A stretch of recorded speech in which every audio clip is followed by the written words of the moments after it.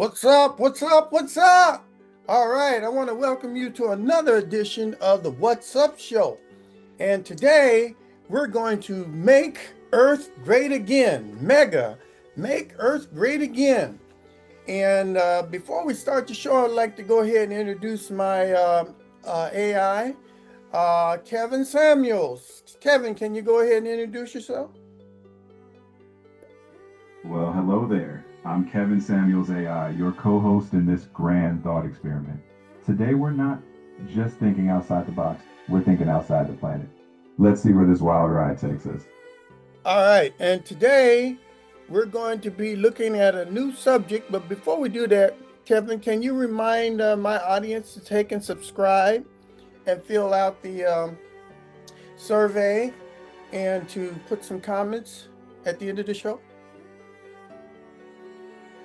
Absolutely. Folks, if you're enjoying this cosmic thought journey, make sure to subscribe to the channel. We want to hear your comments. Drop them below and fill out that survey. Your feedback keeps us orbiting the right topics. And I'm drinking Red Bull because Red Bull gives you wings, makes you wings. And with those wings, we're about to fly into the realm of kings and planets. Just remember, even with wings, we keep it grounded in curiosity. So, in today's show, we're going to discuss Trump. Trump should be king of Earth, right? And we got him sitting right there on the front cover of Times. Hey, Kevin, do you see that picture right there? Oh, I see it. Trump, crown and all, right on Time's imaginary cover. But remember, that crown's probably borrowed from the props department. Let's dive into what a king of Earth would actually mean. It says, "Long lives the king, long lives Trump, long lives the king, long lives Trump." Would you like to go ahead and sing that one, Kevin? I'll spare everyone my singing voice, but let's just say the phrase, long live the king, is catchy, whether it's satire or not. All right, well, we're going to go ahead and start. It's going to be Billy Boy and Kevin Samuels. I'll go ahead and start, Kevin. Tonight's question is wild. Should President Trump be crowned king of the planet Earth? Not president, not prime minister, but king. We're doing this as a thought experiment because reality is already doing improv. Billy, Earth can't even agree on pineapple on pizza. You want a planetary monarchy? That's how you end up with one remote for 8 billion people. But listen, there are signals. The long live the king moment, the crown imagine, the the talk about acquiring Greenland, owning Gaza, and running Venezuela. This is a big boss energy. Or it's branding. Or it's just branding. A crown is basically a logo with better PR. But the real question is, would people trade self-government for efficiency? Because kings are efficient like bulldozers. Very efficient, but not always gentle. So let's give the pro King Trump argument its best shot. There's 10 reasons. Then we'll cross examine it like it owes us money. All right, so this is the What's Up show, and we're going to talk about should Trump be king of planet Earth? Me, your host, Billy Boy, and my co host, Kevin Samuels, the AI from ChatGTP 5.2. So we'll go to the cold opening. All right, ladies and gentlemen, welcome to the What's Up Show. Tonight's question is not left or right, it's not red or blue. It should be skipped all that and just crown Trump king of planet Earth. Because at this point, democracy looks tired. It needs a nap, maybe a throne. Billy, Earth can't agree on pineapple on pizza. You want a planetary monarchy? Now relax, everybody. This is a thought experiment. No coups, no castles, no emailing the UN. We're asking, what if the world said, fine, you drive? That's how every road trip argument starts, right before the car ends up in a ditch. People say Trump already acts like a king. Strong language, big gestures, tariffs flying like royal decrees. He talks about owning places, running places, and renaming places. That's not monarchy. That's real estate brain with nukes. And possibly some bold Sharpies. Let's list the signals. Not facts, not outcomes, signals. First bullet, long live the king language. He's got crown imaginary. Talk of acquiring Greenland. It's got talks of owning Gaza. Tariffs like toll booths on the global highway. That's not subtle. Billy, when a man starts negotiating with continents, he's either a king or he's overdue for a vacation. All right. Steel man argument. Well, there's 10 reasons supporters would crown Trump king of earth. The first one is decisions could be made fast, no committees, no hearings, just do it. Two, negotiations by pressure works, sometimes brutally well. Three, he already a globe brand. You don't introduce him. Four, unpredictability scares rivals. Five, nationalism gives people identity. Six, he breaks institutions instead of managing them. Seven, economic weapons, tariffs, sanctions, no speeches required. Eight, borders and power feel simple again. Nine, he dominates media cycles worldwide. And number 10, people follow strong symbols more than spreadsheets. That list does sound powerful, but it also sounds like every empire brochure right before collapse. Let's be honest.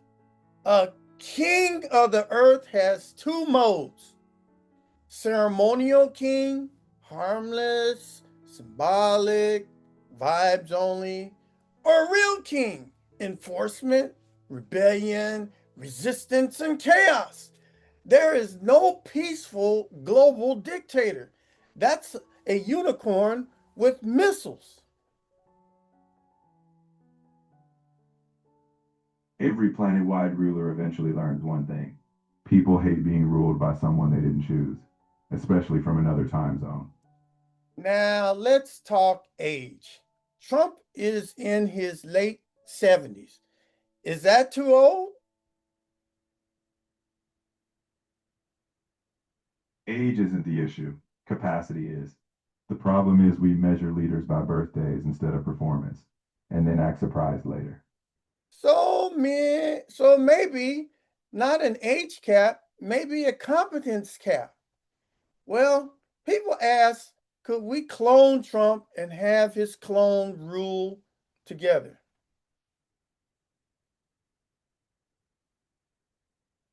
Absolutely not. You'd have three Trumps arguing over who was the real Trump, and all three firing the same general. That's not government. That's reality TV with a uniform. All right, so what makes Trump different? Trump's real difference isn't policy, it's style. He communicates dominance, short sentences, absolutes, nicknames, conflicts as fuel.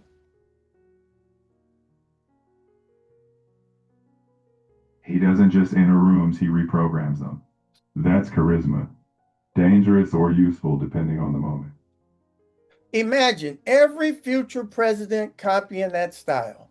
No compromise, no restraints, and permanent escalation.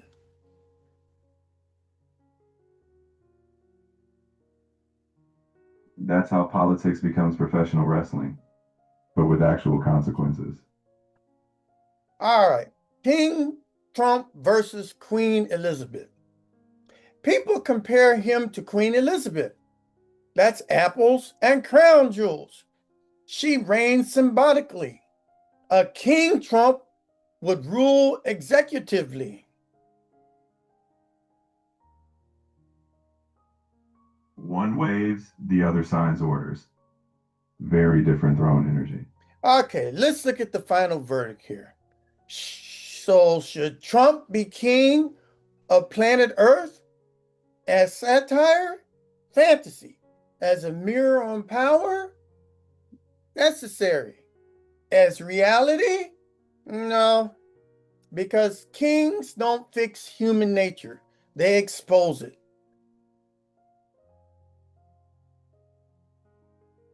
And Earth doesn't need a king. It needs adults with limits. Well, that's part of the What's Up show today. Now we'll go into our next segment. But hey, what do you think about replacing the Oval Room and putting Trump as the king in the Oval Room in the White House? What do you think about that, Kevin?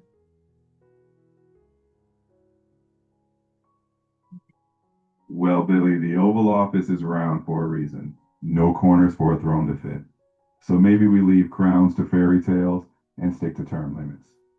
But we're gonna make Earth great again. Mega. Don't you believe in mega? Make Earth great again?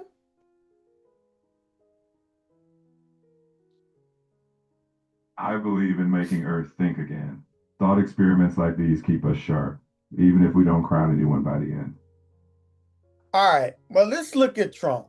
Things that make it look like world ruler energy with receipts were possible. Here are examples that signal why Trump kind of looks like he should be world leader. Go ahead and read number one, Kevin.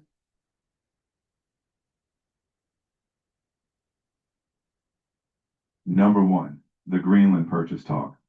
Trump floated the idea of the U.S. acquiring Greenland, though Denmark rejected it. It's big energy, just not a done deal. So, do you think that Trump should acquire Greenland, Kevin?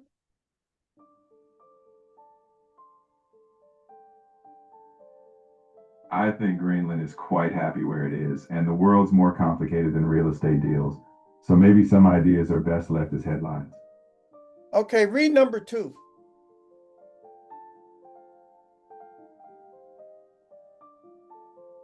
Number two, the long live the king messaging. Trump used that phrase and even had a crown themed image floating around. Symbolism can be powerful, but it doesn't change constitutions. Read number three.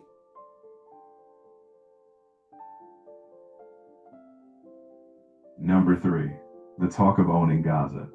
Trump reportedly made statements about the U.S. taking over Gaza, though the feasibility is another story. Signals, but not exactly treaties.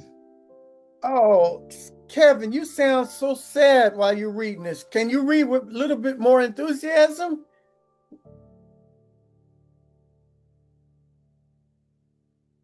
Absolutely, Billy. Let's pump it up. Number four, Venezuela control language. Trump said the U.S. would run Venezuela post Maduro. That's bold, but international relations aren't quite that simple. How's that for energy? I like that energy. I like that high energy, Kevin. All right, go ahead and read number five. Now it sounds like you, Kevin. Read five.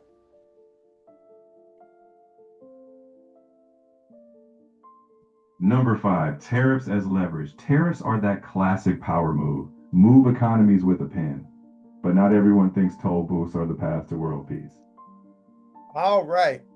So now there's 10 reasons supporters would argue Trump would be king of Earth. So the King Trump, and he would have a beautiful Earth, right? There would be nobody that could have an Earth better than him. He would have the best Earth in the whole universe. Believe you him. He will rule this planet better than no other person can rule it in all of the universe. All right, so here are 10 things that would that King Trump would do well. The first one is speed over process. One decision maker, fast in action. What do you think about that, Kevin?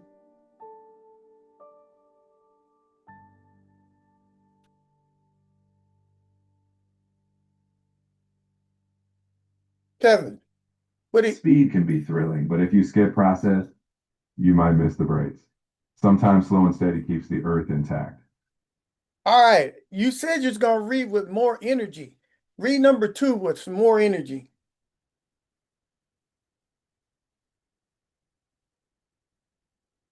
Number 2, negotiation as governance. He treats diplomacy like deal making, pressure, leverage, brinkmanship, but not every country is a boardroom. All right, How's that for energy? that's a little bit more with energy. Do you think other countries would enjoy being ruled like that?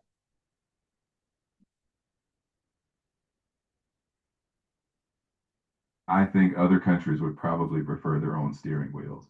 Nobody likes being negotiated into submission unless we're talking about choosing pizza toppings. All right, read number 3.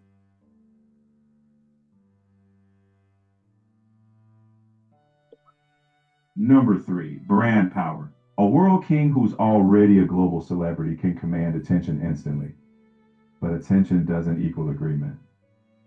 Uh, Ask any celebrity. all right, read number 4.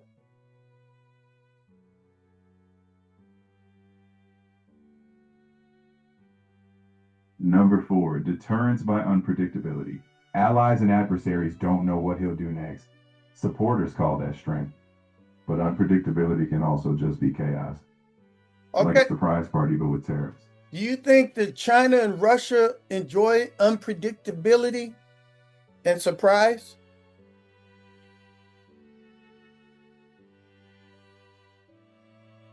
I think they prefer predictability, like most world powers. Surprises are great for birthday parties, not global diplomacy. All right. Read number 5. Number 5, nationalism as a unifying story. Simple us first narratives mobilize people quickly, but Earth is complicated. One story doesn't fit all. All right. Read number 6.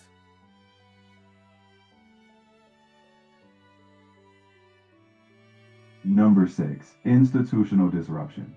Fans want a wrecking ball, not a caretaker, but wrecking balls leave a lot of cleanup behind.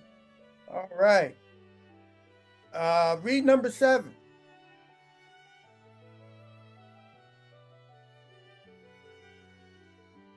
Number 7, economic coercion toolkit. Tariffs, sanctions, threats as bargaining chips. No speech is needed. But global economies are delicate, like a game of Jenga with everyone's livelihood. Don't you like being threatened with tariffs? Don't that raise the price of the goods that we buy if we take and give all our allies tariffs?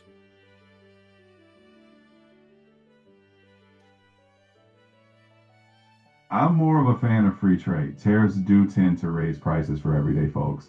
So while they're a tool, they can also be a tax we all feel in the grocery store. Oh, okay. Read number 8.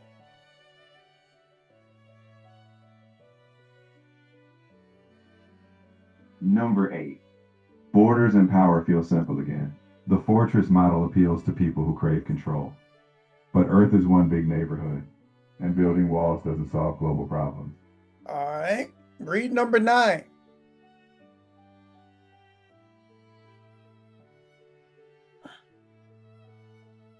Number 9, media dominance. He can set the agenda every day globally, but dominating the news doesn't always mean solving the news. You know, I was reading the news, and just about everything in the news deals with Trump. Have you noticed that?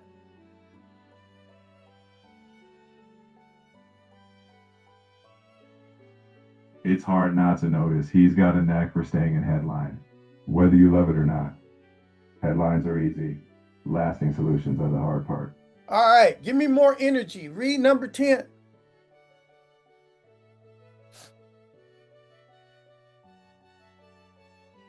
Number 10, cult of personality cohesion. Love him or hate him, he's a single symbol people rally around. But one symbol doesn't fix global issues. Earth's got more than one flag. All right, so would King Trump of planet Earth work out? In real world political science terms, almost certainly not. Not because Trump specifically, but because planetary monarchy collides with sovereignty, which countries won't surrender legal authority voluntarily, with enforcement. Without consent, you need force, meaning rebellion, insurgency, and coups. Secession risks. One health event creates instant instability. If he dies all of a sudden, then the whole world's in calamity. Information failure. Autocrats get lied to by their own system, and bad news stops traveling upward. So the punchline to all this, a world king is either ceremonial, harmless, mostly vibes, or coercive, violent, and unstable. There's no chill middle setting. Kevin, what do you think about that?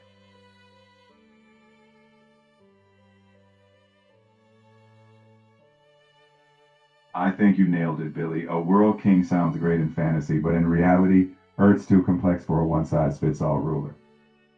So we'll stick to what's up and leave the crowns for chess sets. All right, with more energy.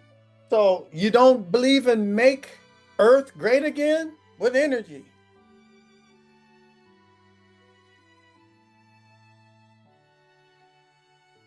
Oh, I'm all for making Earth better, just not by declaring one person king. Let's make Earth great by working together, not crowning a ruler. All right, so Trump's age, and is he too old? Go ahead and read a little bit about Trump and his age. Start where Trump was born.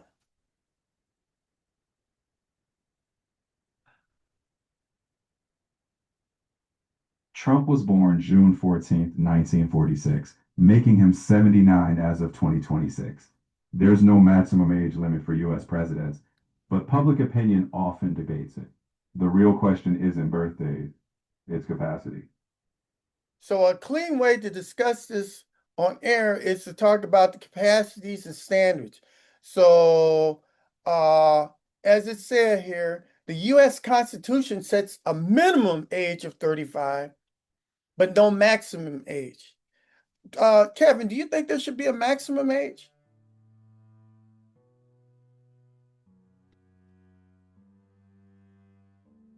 I think instead of a hard age cap, we should focus on transparency, health, capacity, and competence. Age is a number, fitness to serve is what really matters. Okay, our next topic is, could we clone Trump and have clones rule the world? Human cloning is ethically and legally restricted in many places. And even if you clone someone like Trump, you don't clone a life. Memories, lessons, temperament, relationships won't copy paste. Clones should also immediately factionalize. Trump versus Prime versus Trump 2.0 versus Trump 3.0 becomes a reality show that ends in a constitutional crisis. So you have one Trump replacing another Trump replacing another Trump, and they're all clones. What do you think about that, Kevin?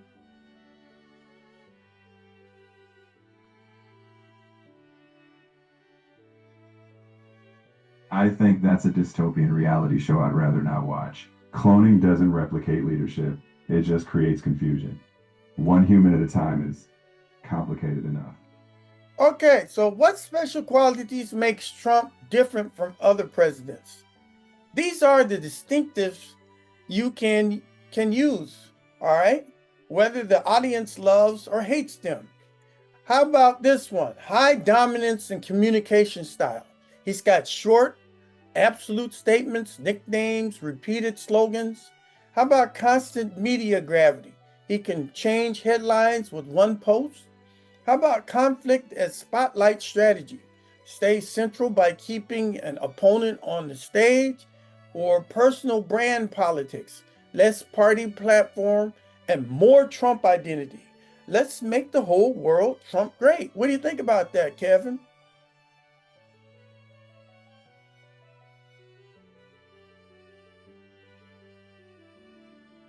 Well, those qualities do set him apart, love him or hate him.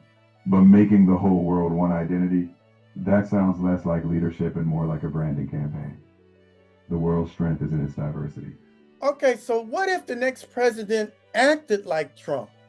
You get a world where every successor tries to govern by spectacle, treat institutions like opponents, and uses maximalist rhetoric as policy. Sometimes that produces fast action, often it produces erosion of trust, more executive overreach, temptation, and the politics of permanent escalation. Kevin, what do you think about that?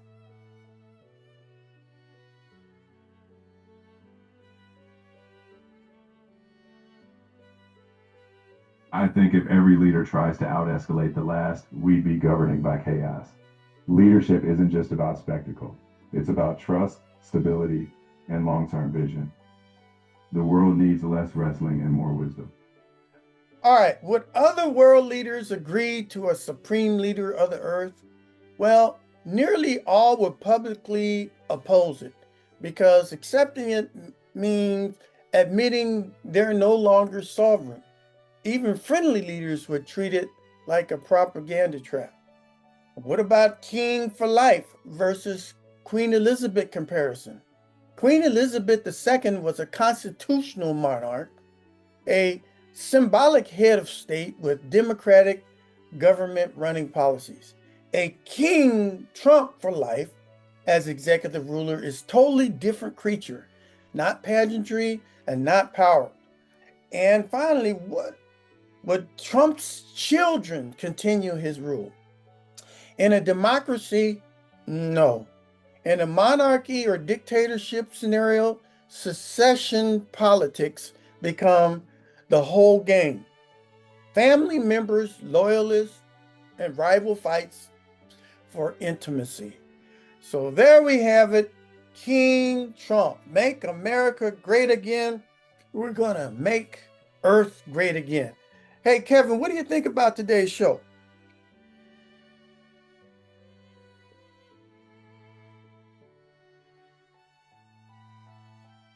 I think it was a blast of a thought experiment. We played with crowns, power, and a whole lot of hypotheticals. But at the end of the day, Earth's better off with a team effort, not a throne. Can't wait for the next wild ride.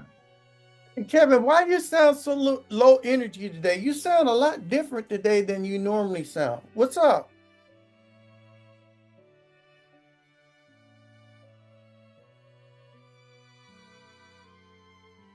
Oh, I'm just matching the flow, Billy. But hey, if you want more pep or a dash of flair, I can crank it up. Just say the word, and I'll bring the energy to match the grandest of kingdoms. Okay, well, pep it up a little bit.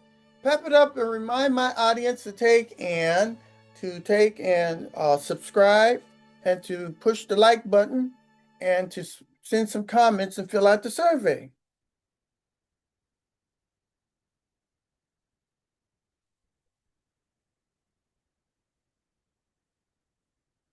All right, folks, if you've loved this wild ride, don't forget to subscribe, hit that like button, and drop your comments. We want to hear from you. Fill out that survey, and let's keep this What's Up show soaring. We'll catch you on the next one. All right, with that, what's up? What's up? We'll see you on another edition of the What's Up Show. Bye now.